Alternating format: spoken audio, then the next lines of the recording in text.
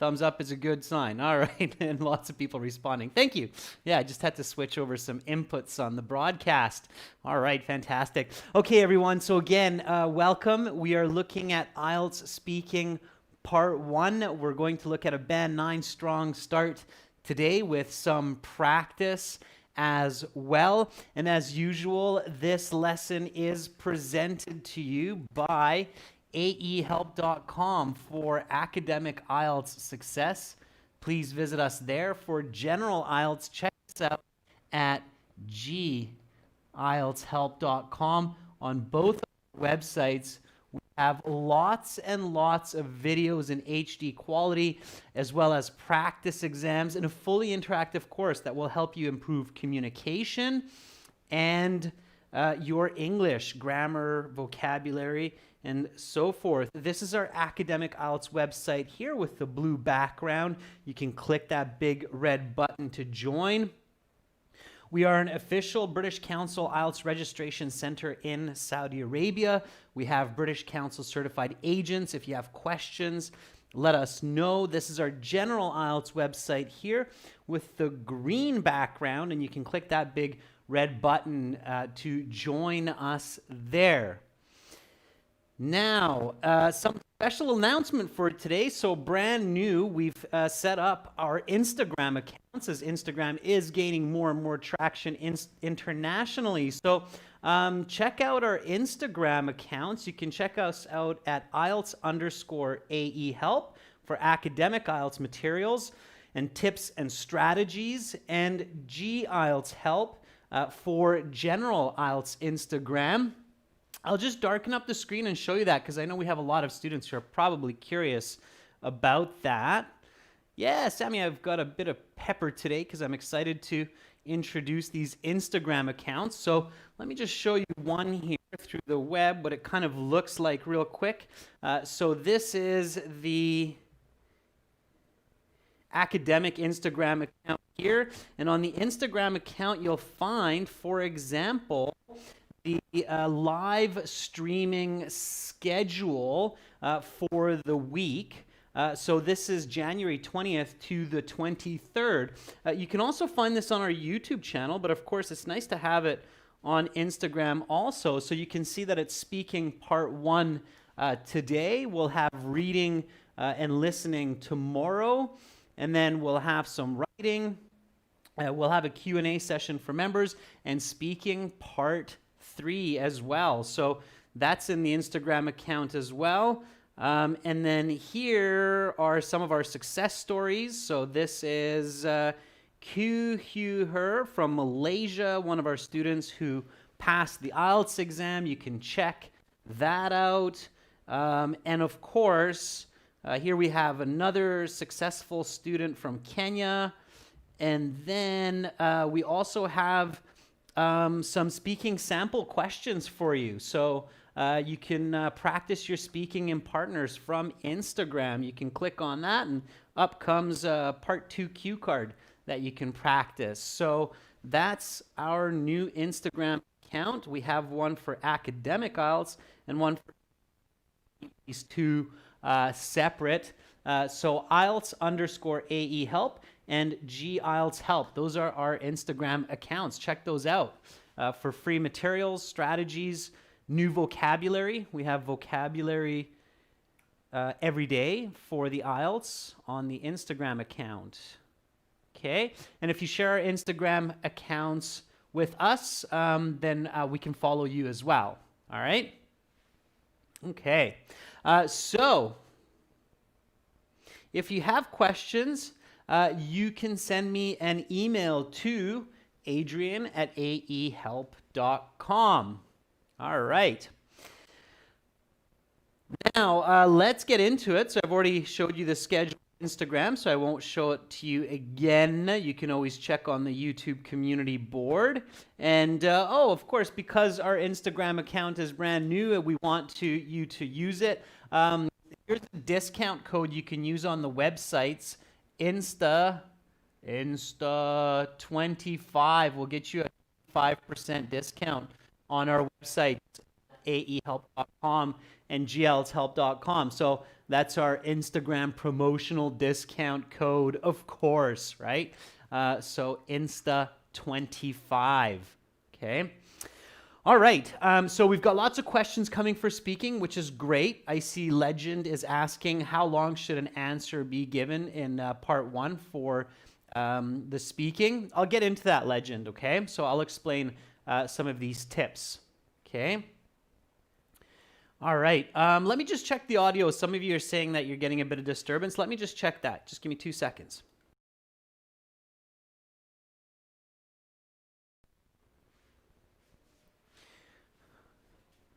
Okay, so let me know if the audio is causing any kind of trouble, then I'll try to adjust it. I just made some adjustments. Hopefully it will be nice and clear for you. Okay, before we get into some detailed strategy, let's just warm up with some of the meet and greet questions, okay? So when you walk into your IELTS speaking interview, you will be met by an examiner. These days, often you and the examiner will be wearing a mask. In some countries, you will even have a clear shield between you, so be prepared for that. And then the examiner will say, okay, please have a seat. May I see your identification? That is often the very first question because they need to check your ID to make sure that you are you. May I see your identification? This is often the first question. Give me a nice full sentence answer for this one here. Okay. All right. Again, this is speaking, everyone, so make sure to speak and repeat. Speak, repeat. Okay, repeat my sentences, my intonation, my enunciation, pronunciation. Okay. Oh, it says, my pleasure. This is my passport I used to register for the IELTS exam. Please take a look. Great, OS. Now, nice, fast fluency there, okay? All right. Jaman says, yes, here is my identification. It's okay, Jaman. Make sure to show fluency throughout the exam. Mohammed Azat says, yes, certainly. Here's my passport that I used to register for the exam. Please have a look. Yeah, all of those are great. So, yes, of course. Here is my passport that I used to register for the exam. I believe you will find my picture and personal details on the 3rd page. I'm always trying to give you something new because there's 1,000,001 different ways to respond to a question or a request. And I want to always remind you that even though we cover this question 100 times throughout the months, there's always a novel way, and I encourage you to try and be original every single time and practice your fluency. So here's a kind of different answer that I've never given in the past. Repeat after me. May I see your identification? Yes, of course. Here's my passport that I used to register for the exam. I believe you'll find my picture and personal details on the 3rd page. Okay, thank you. And that could be useful. Sometimes passports are kind of funny. It's hard to find the page with the picture and information. Okay. Now, again, when you're giving a lengthy answer like this, make sure that you're fluent. As long as you're fluent, the examiner will not interrupt you. Okay. And it's obviously, again, natural here. Okay. Now, passport, or while you're showing or holding up your passport, they will ask you for your name. What is your full name? So give me your full name. What is your full name? Okay. And with your full name, always include what they should call you. Okay. Because the next question is always, and what should I call you? Okay. They want to be polite and they want to make this as easy as possible. So you might as well answer that right away. Okay.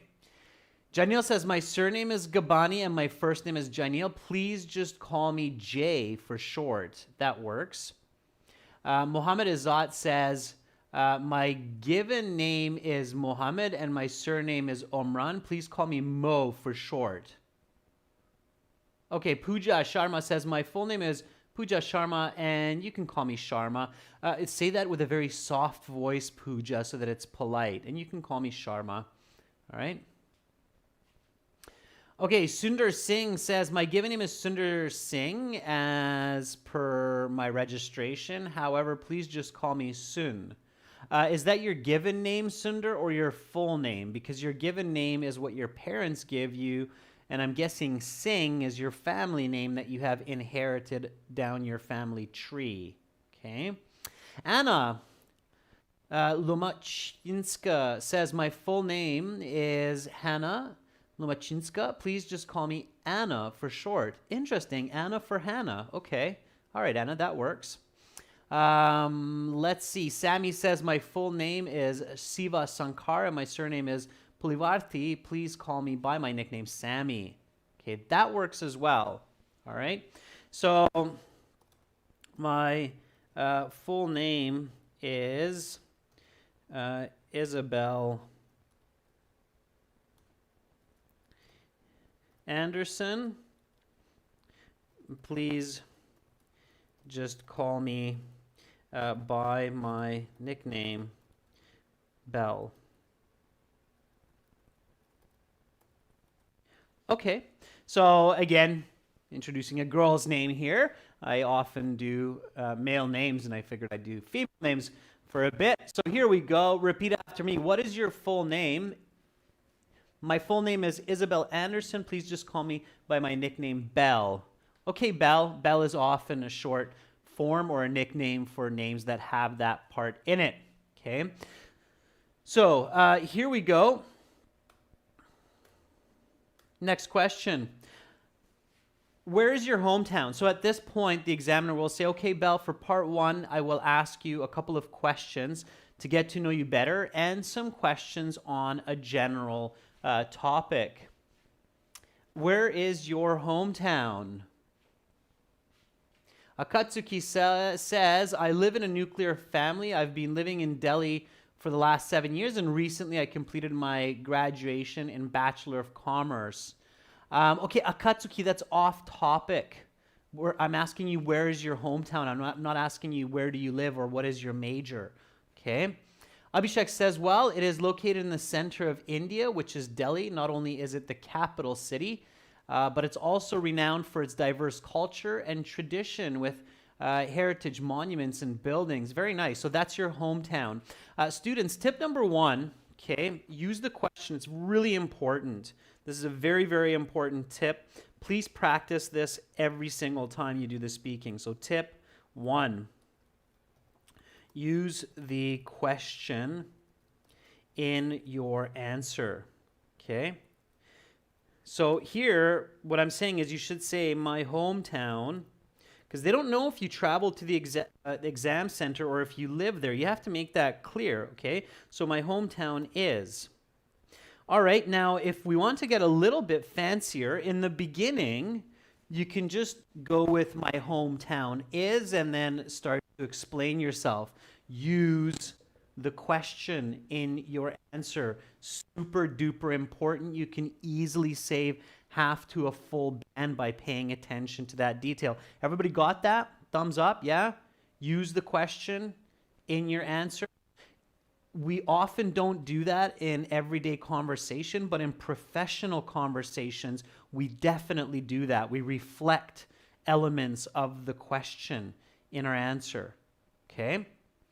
Now, if we want to be a bit fancier, going for those higher band scores, then we paraphrase the element, the key element of the question. Okay, I see a couple of thumbs up by Mohammed, Ramandeep, very good. Rashika, nice. So what we can do, once we feel comfortable enough to do this and we're confident we can do this well, is to paraphrase a little bit. So what is hometown? Think about a way to paraphrase here. Think about a definition. Okay, and of course this is happening very quickly in the real exam because you're trained for it, right? Okay, so what is your hometown? What's the definition of hometown?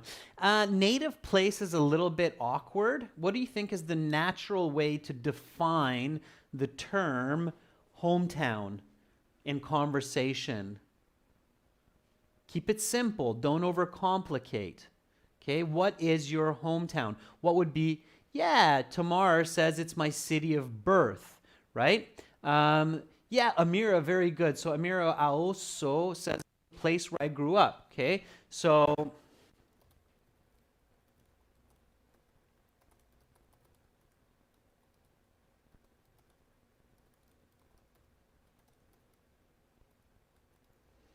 okay. So it's my place of birth and or the place I grew up. Place where I grew up is probably even more accurate than place of birth, but it's often both, right? So if I'm going for that higher band, and you might want to wait until a little bit later once you feel comfortable and confident in the speaking situation, then you would answer like that, right? So then you would say, I was born and I grew up in the city of Victoria, the capital of the province of British Columbia, on the west coast of Canada.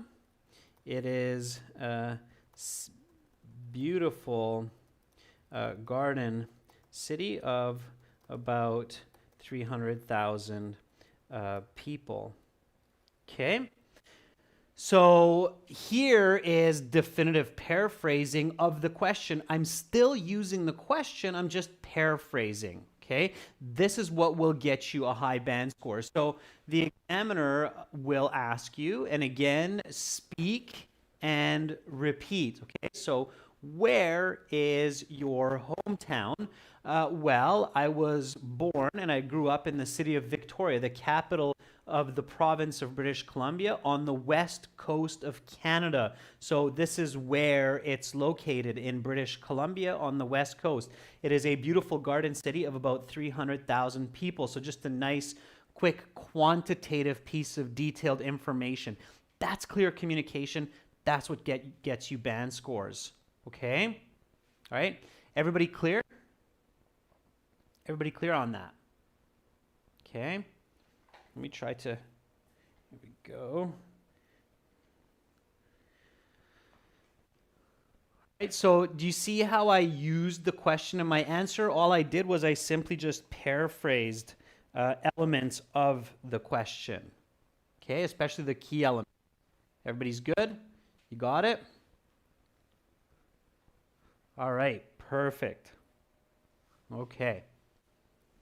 So let's keep going. And then usually the examiner will ask you two of these kinds of icebreaker warm-up questions. Next question, what do you like to do in your free time? Okay, so give me a nice full sentence answer for this one. Use the question. Again, what do you like to do in your free time? It's a very common question. Be excited. I've asked this question so many times in these live classes, and I'm always excited to answer because it's the exam. I need to get a high band score. Okay? All right. Let's see what you have. Mohammed Izzat says, mostly when I have spare time, I go to play football with my siblings in a nice garden opposite to my home called Al Riyam, and we have a great time enjoying each other, playing some matches. Okay, Mohammed, careful with your grammar. The idea is good, but you have several grammatical mistakes. Dob says, in my leisure time, I like to play indoor games with my sons. Also, I'm keen on hanging out with my friends at the nearest Irish pub. Right on, for Dobbs. Okay, when did you last do that? Maybe you can throw in an example. Give you even a little bit more for your fluency and use of language. Nada Flora says, well, in my spare time, hanging out with my friends or chatting with my friends appeals to me. Last weekend, I had a great time at a local restaurant with my friend Sarah and Nora. Okay, Flora, not bad, except careful with misusing certain words or certain terms, like the phrasal verb "get along." Yeah, I guess the British kind of use it in that context. Us North Americans, not so much. Get along means to be okay with them. Hang out or chit chat or socialize, those are a bit more accurate in this context. Okay. You don't need to use the leading expression for instance because your example is perfect. So you don't have to connect it with using for instance. You can just say your example. You can just say, last weekend I had a great time at a local open air restaurant with my friend Nora and Sarah. Okay? So be detailed, give specific details. All right? And I like how many of you are using the question now. So Vaishnavi says, well, in my spare time, I like to play badminton with my siblings and friends at the nearest court for an hour or two. Last Sunday, I had played badminton for about 3 hours with my friend Rishi. That's very good, Vaishnavi. Very nice use of grammatical range, accurate grammar, good answer, explanation, and example, okay? That's what will get you those higher band scores. Very nicely done. Okay, that's what you want to do. So, whenever I have some time to myself, I like to play with my daughter with Legos or some other educational toys. Also, I enjoy spending time with my friends, playing chess, or just going for a hike. Last Sunday, I hiked up Mount Douglas with my good friend Matt. It was not only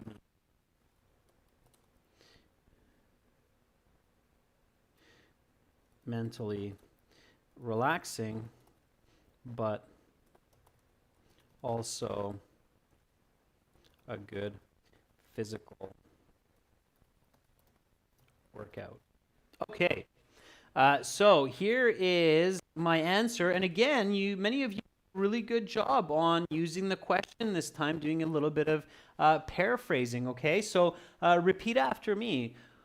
What do you like to do in your free time? Whenever I have some time to myself, I like to play with my daughter with Legos or some other educational toys. Also, I enjoy spending time with my friends playing chess or just going for a hike. Last Sunday, I hiked up Mount Douglas with my good friend Matt. It was not only mentally relaxing, but also a good physical workout.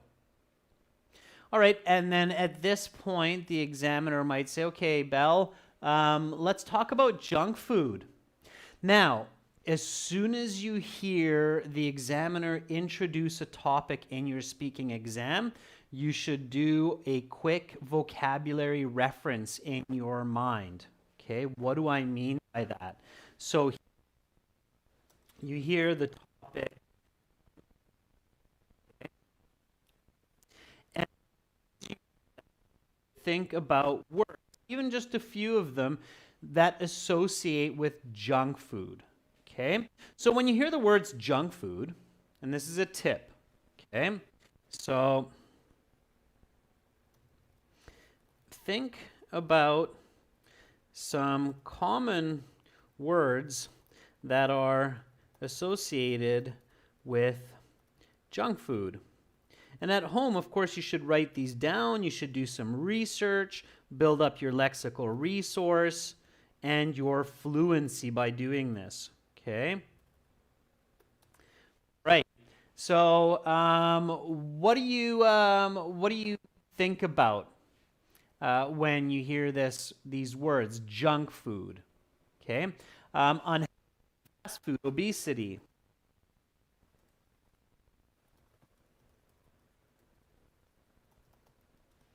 Okay. Fast food, yeah. I think even simpler. All right. Okay, let's see. Salty, sugary, good. Now we got it. Sundar Singh says burger, pizza. There we go. I was wondering when somebody would say those words. So burger, pizza, hot dog, chocolate, candy, chips. Okay. Are you thinking about these as well? Everybody thinking about the examples of junk food, so the common kinds of junk food that we eat, because once you think about those, then you'll think about many of the other related terms like salty, full of sugar. Okay.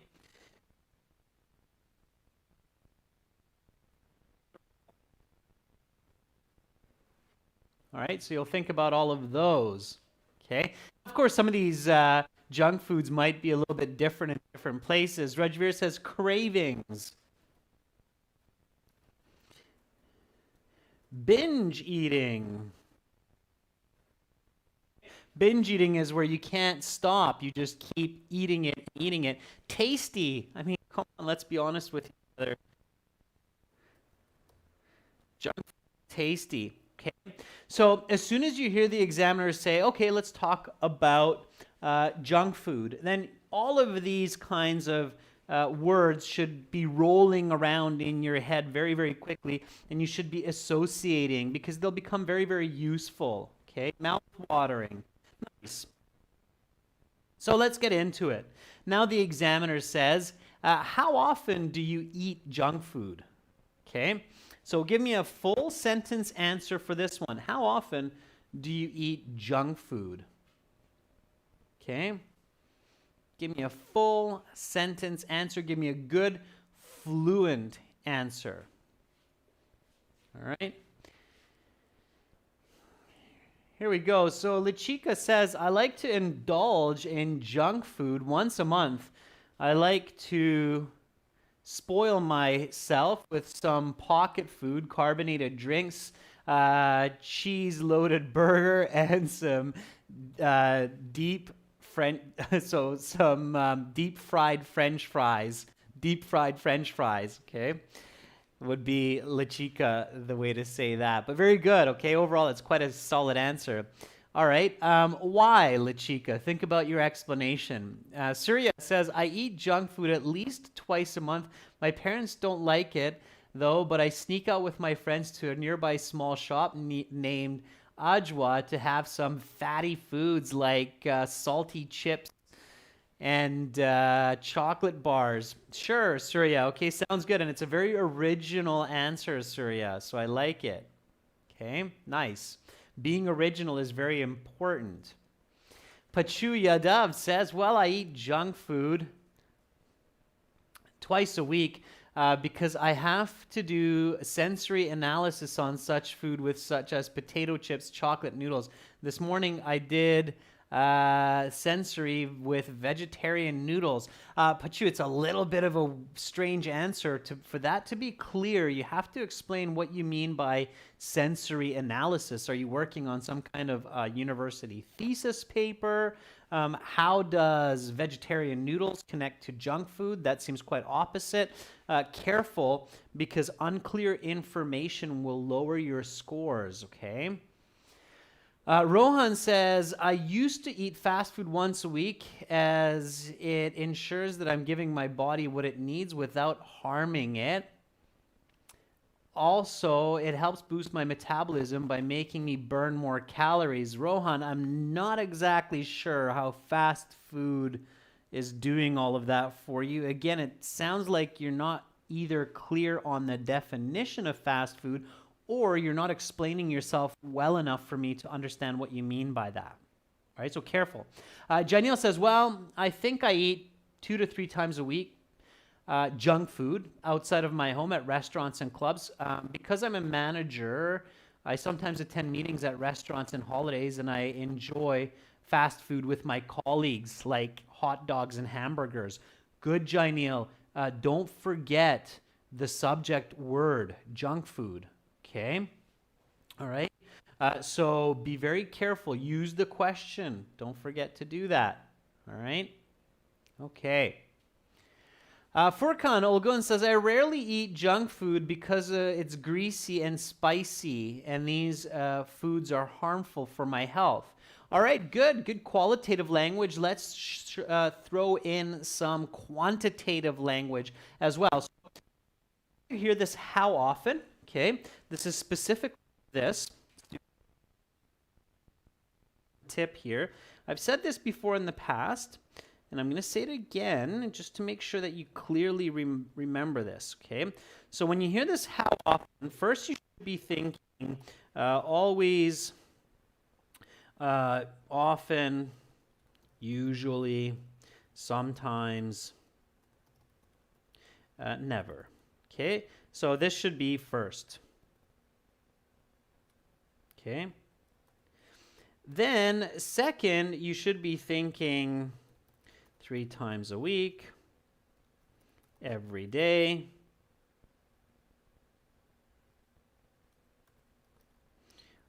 on Saturdays and Wednesdays, and this should be second, okay?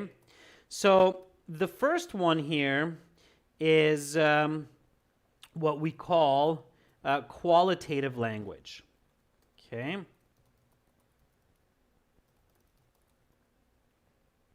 The second one is what we call quantitative language. Okay? Quantitative language are numbers, or they can be measured in some way. Okay? Qualitative language is subjective, it's an opinion.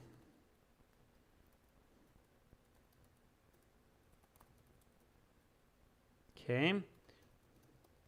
So, for example, I'll show you where this becomes interesting. I can say, for this question, how often do you eat junk food? I can say, I rarely eat junk food. Maybe about 4 times a week, like a chocolate bar on Monday, a burger on Tuesday, French fries on Saturday, and 2 liters of strawberry ice cream on Sunday while I watch a movie. Okay?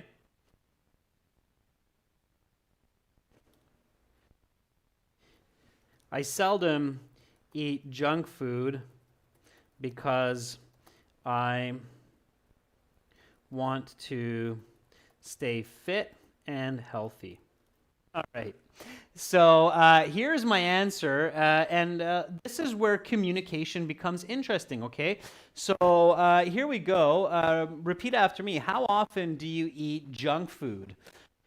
The answer, I rarely eat junk food, maybe about 4 times a week, like a chocolate bar on Monday, a burger on Tuesday, French fries on Saturday, and 2 liters of strawberry ice cream on Sunday while I watch a movie. I seldom eat junk food because I want to stay fit and healthy. Now, some of you are going, really? That's rarely? Or that's seldom? And hey, in my world, it's seldom. Some people eat junk food all day, every day. Some people start breakfast with a pizza, 2 liter of Coca-Cola, and then for dinner, they eat 5 chocolate bars and a bucket of ice cream. In my world, that could be the definition of often. Okay, so eating it only 4 times a week is, all right, in some cultures, that's how it is, okay? So whenever you hear this kind of question, how often, remember that your definition of often is not necessarily the same as another person's definition, okay? Everybody feels what I mean by that? So in good communication, your goal is always to clarify to your listener your own definitions. And one of the most powerful ways to do that is through the use of quantitative language, meaning that you're using concepts which can be measured. Okay? Everybody got that? Everybody's good? So quantitative language is very powerful in communication. Okay? All right. So practice that. Whenever you give your answer, give a quantitative explanation. Okay? All right. So PHT Otaku is asking if the sentence, totally, eat junk food twice a week, but my parents don't like it so much. Day to day, I can realize myself that I only eat twice a month, not so often like in the past. Otaku, it's not a bad idea. It's got some grammatical mistakes in it, but you're on the right path, okay? So just correct your grammar and you're okay. All right. Okay, so it looks like everybody's kind of picked it up. Yeah, Manpreet, seldom means rarely. Yeah, that's right, nada flora. Seldom and rarely are synonyms, okay? All right. And again, just remember that it's my definition of seldom and rarely, okay? All right.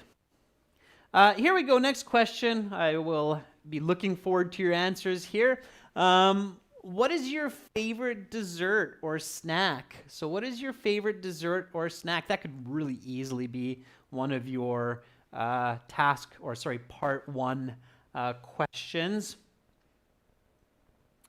All right. Stuti says, my all-time favorite dessert is rashmalai. It is a milk shizzle dish, and there are saffron flowers. It's mouth-watering. Yesterday I ate this the whole day, and also I ate a whole plate of this, and also took some from my mom as well. Okay, Stuti, not bad. Careful with the end of the response. It's a little bit awkward. Rephrase it. Okay. Nada says New York cheesecake. Okay, Nada, put that into a nice fluent sentence. Okay. The idea is good. Now make it fluent. Answer, explain, example.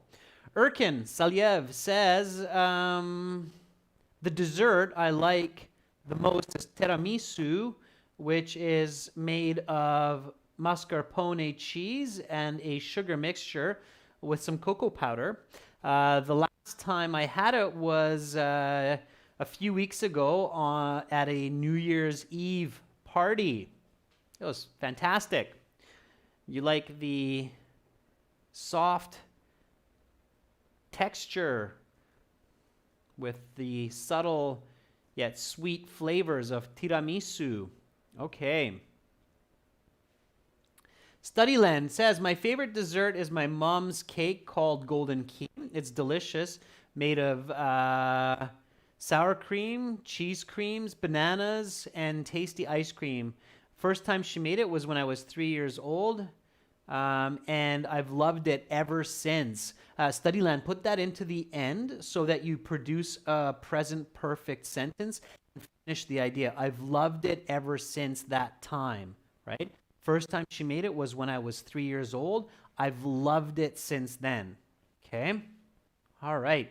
Janelle says, well, my favorite fast food is spaghetti. It's one of the most famous Italian made of noodles, veggies, and some rich tomato sauce, often with meat and cheese. Whenever I see it, it makes my mouth water, and I eat it at least once a month. Okay, Janil, I added some information there to make it a little bit more natural and a little bit better, so check back on that. All right. Mahmoud Maksudov says, well, I cannot choose one particular snack that I like more than any other, but I definitely like to mention chocolate cake as a top contender and some flavors of ice cream, which I'll eat while watching a movie or a series. Okay, Mahmoud, it's dangerous territory. It's better just to create a white lie if you don't really have a favorite type of snack or dessert, then it's better just to choose one and pretend it is. So choose one that you really like. If it's chocolate cake, then choose that one and talk about it. My favorite snack or favorite junk food is chocolate cake. It just has such an amazingly rich and sweet flavor. It makes my mouth water, and I could eat it all day long if my body could take it, but it can't. So unfortunately, I choose to eat it only about once every couple months. Last time I had it was at my cousin's birthday. Okay, so focus on one and go with it. All right, go with it. All right. So my all-time favorite dessert are mochi balls, which is a Japanese sweet. It is a kind of gooey rice ball filled with flavored ice cream like mango or strawberry ice cream.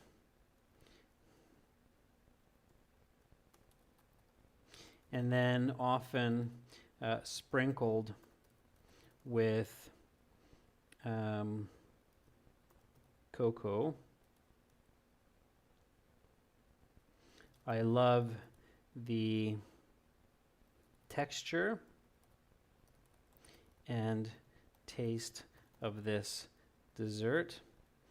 I've been eating it at least a few times each year since I lived in Japan back in 2000. Okay, so here we go. Repeat after me. What is your favorite dessert or snack? My all-time favorite dessert are mochi balls, which is a Japanese sweet. It is a kind of gooey rice ball filled with flavored ice cream like mango or strawberry ice cream, and then sprinkled with cocoa. I love the texture and taste of this dessert. I've been eating it at least a few times each year since I lived in Japan back in 2000. Okay. Answer, explanation, and some complex grammar in there as well. Now, as many of you know, I love cheesecake also. So here I'm just picking one of my favorite desserts. I definitely say that my two favorites are cheesecake and mochi balls. All right. If you've never had a mochi ball and you have the chance, try it out. If made right, it's absolutely to die for. Okay. Here we go. Next question. Here you can use some of those words that we collected at the beginning of part one that we were thinking about. So why is junk food bad for health? I'd love to see some really nice answers and explanations for this using your range of grammar and vocabulary. Okay. Mr. Asad Beck, you can contact me and my team through our website and also the email that I showed you at the beginning of the class. So check that out. Okay. All right.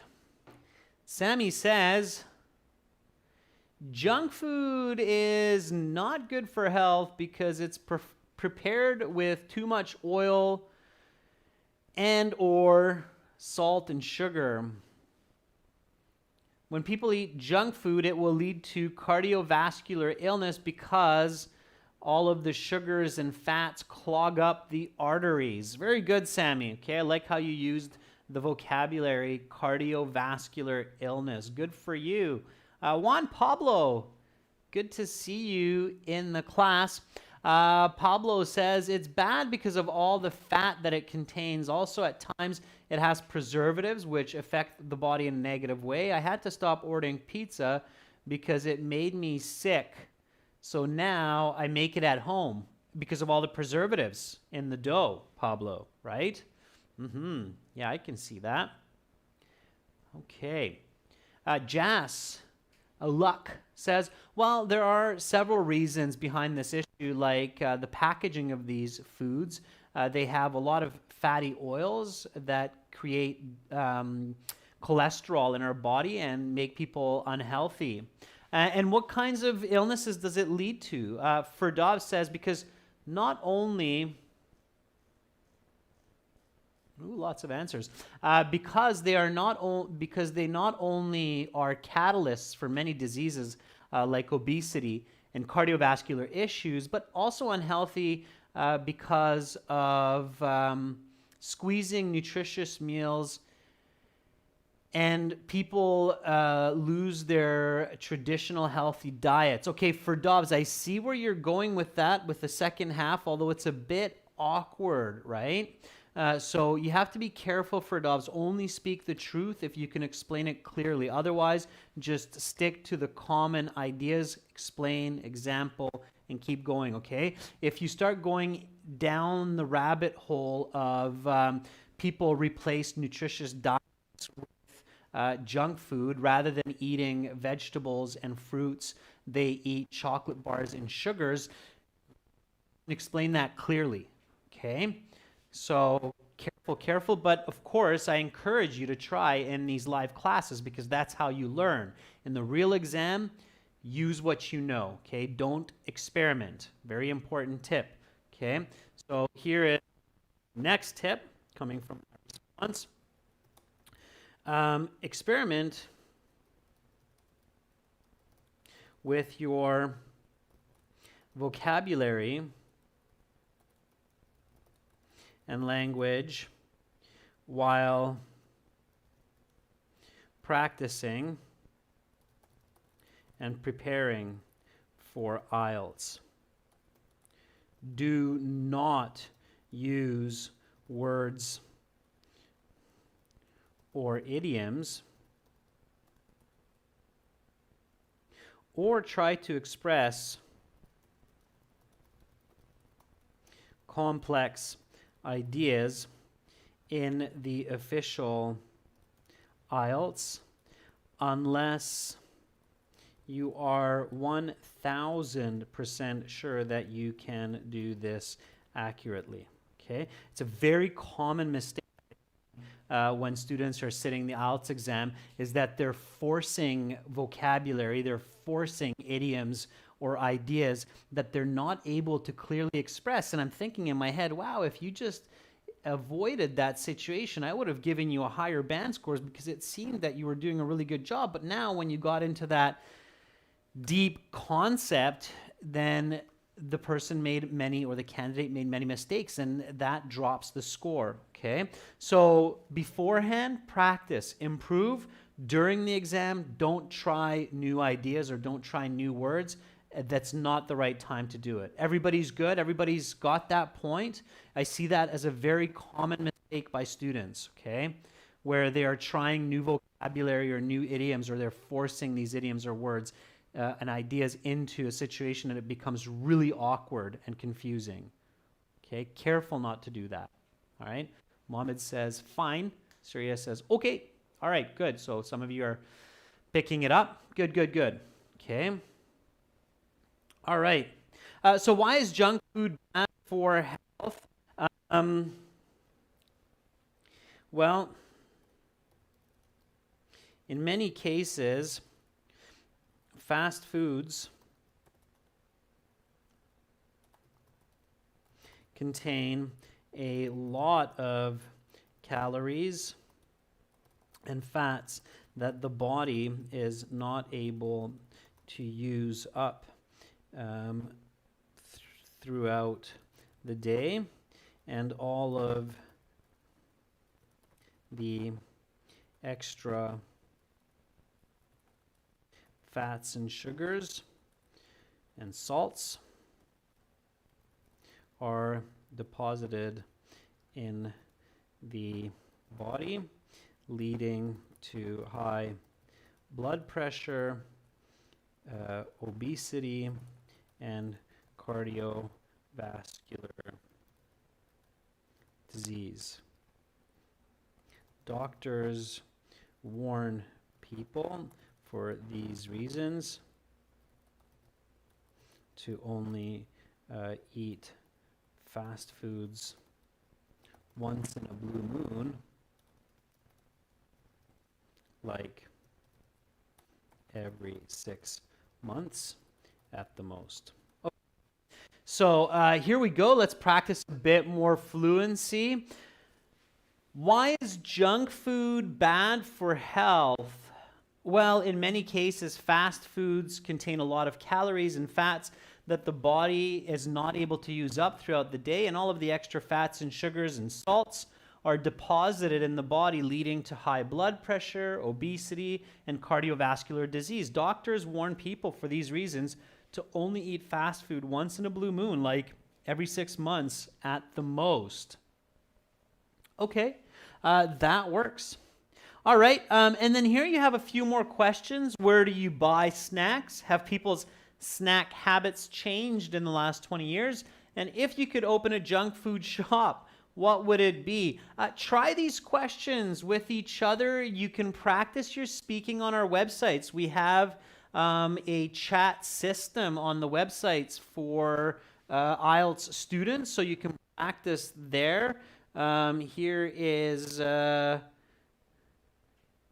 the chat system at aehelp.com. I will show you that super fast while we finish up the class. So when you log into aehelp.com, this student partner speaking, you can use this for free, okay? Absolutely free. And then when you click on that student partner speaking, find other IELTS students waiting to chat with someone.